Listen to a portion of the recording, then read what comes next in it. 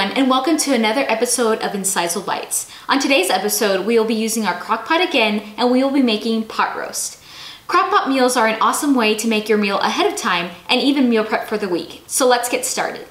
For this recipe, we will be using beef.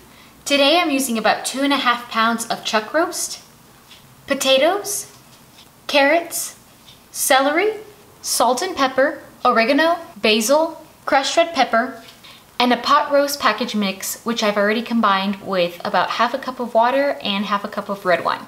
And now we combine all our ingredients into the crock pot.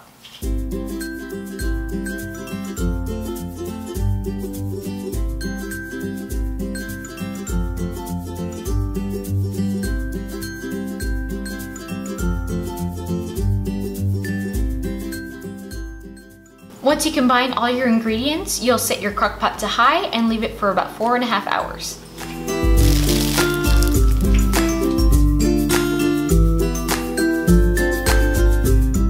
Thanks for joining us. From your recorded timpani to your belly, we're bringing the flavors of the kitchen to your busy schedule. Join us next time for another awesome recipe.